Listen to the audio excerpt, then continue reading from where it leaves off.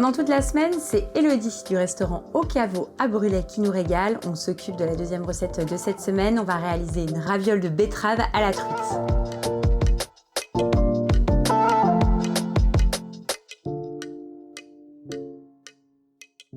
Donc là, on va réaliser notre farce. Oui, tout à fait. Aller dans la raviole.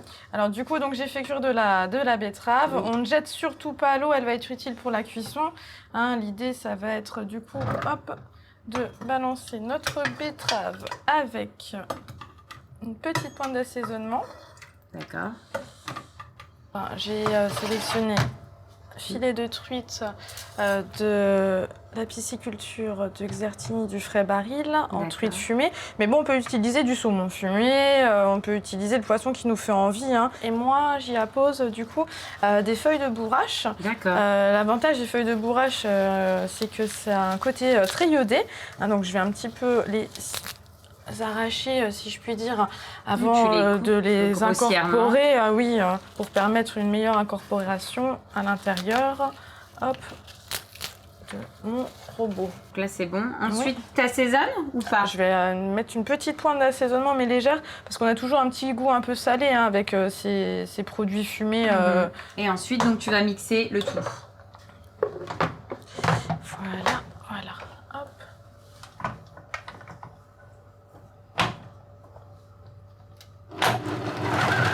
Tu mixes. On peut garder quelques bouts et avoir de la mâche à l'intérieur. De la mâche, toi, quand même. Moi, ce que j'aime, c'est avoir quelque chose avec des petits morceaux quand même. Ça donne soit assez fin, quoi. Voilà, ça donne un peu de relief à la dégustation. Hein. Je vais regarder. Donc tu vérifies. Donc là, c'est bon, tu as ce que tu veux. Oui, là, je pense qu'on n'est pas trop mal hein, au niveau de l'aspect. Ça me semble bien, c'est super. On est parti. Donc là, tu as quoi dans ta casserole? Alors là, du coup, j'ai récupéré le jus de cuisson de betterave auquel je suis venue ajouter un petit peu de maltodextrin. Donc un gélifiant. Exactement. Il est possible de mettre de l'agar-agar, de la gélatine, celle qu'on préfère en fait tout simplement pour réaliser le même résultat en quantité adéquate.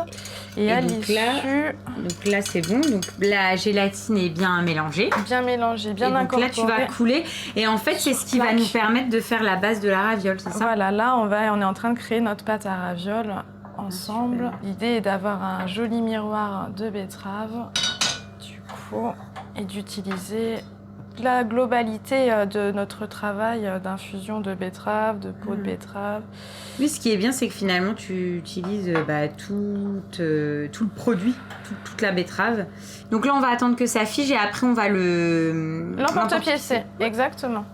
Donc là, c'est bon, ça a figé, donc on va l'emporte-piécer. Oui, tout à fait. Là, pour faire notre pâte à raviole. Voilà, donc hop. Donc d'obtenir du coup de jolies ravioles. Alors l'idée, hein, c'est de toujours réfléchir au fait qu'on va avoir une face qui va prendre un peu de hauteur. Donc moi, je fais deux tailles différentes. Une base et une au-dessus. Oui, tu vas recouvrir en fait. Exactement, pour avoir une belle jointure à l'issue. Alors du coup là, hop, on attrape notre voile délicatement et on vient le poser dans notre assiette. C'est trop beau. Hein. Ah, c'est quelque chose que j'aime beaucoup. C'est toujours très élégant et... Donc là, tu mets ensuite ta farce. Oui. Dessus. En cœur. On peut prendre aussi un emporte-pièce hein, pour bien la mettre au milieu et qu'elle ne déborde pas. On l'a vu qu'on s'est assuré avec un cercle qui va recouvrir un peu plus épais. Normalement, ça ne devrait pas déborder et pas ressortir. Donc tu mets mon ta deuxième voile. Si on est aussi psychorigide que moi, on essaie d'aligner le mieux possible. Je reprends un petit emporte-pièce. Ah oui, t'essayes pour vraiment bien la mouler, hein, comme les pâtes. Hein. On va finir. Avec la petite fleur de bourrache, puisqu'on a utilisé de la bourrache. Et j'avais, pour finaliser notre assiette, préalablement, hop. petit peu travaillé. Donc d'un feuille à feuille de betterave. Donc j'ai réalisé un embeurré de betterave en faisant tout simplement des lamelles à la mandoline chinoise.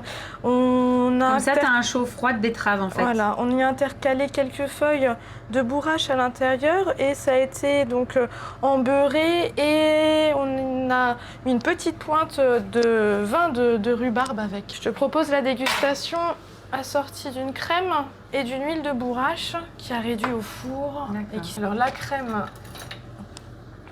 c'est une crème fraîche et ce que je y appose comme assaisonnement en plus d'une petite pointe de sel, c'est mon petit secret, des poudres de légumes. Ça, c'est une poudre de peau de betterave torréfiée au four qui va nous redonner une petite intensité différente à la dégustation avec cette sauce un peu perlée.